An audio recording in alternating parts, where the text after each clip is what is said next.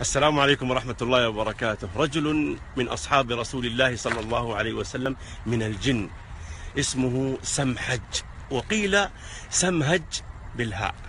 في ليلة من الليالي، وكان النبي صلى الله عليه وسلم وقتها في مكة يدعو قومه في مكة، وإذا بالناس يسمعون هاتفا من أعلى جبل من جبال مكة، وهو يسب النبي صلى الله عليه وسلم ويسب أصحابه ويحرض على قتلهم بأبيات من الشعر.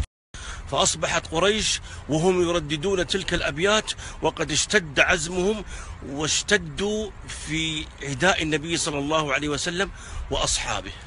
فقال النبي صلى الله عليه وسلم لأصحابه: هذا شيطان، ولم يعلن شيطان بتحريض على نبي إلا قتله الله.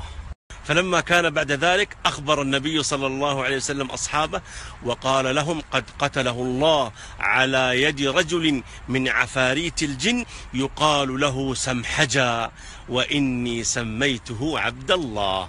وكان ذلك الشيطان اسمه مسعر.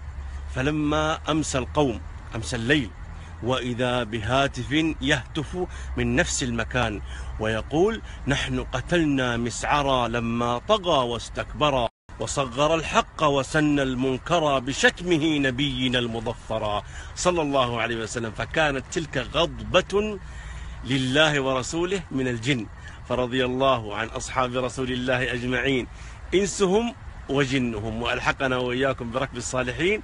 وصل اللهم وسلم على نبينا محمد وعلى آله وصحبه أجمعين.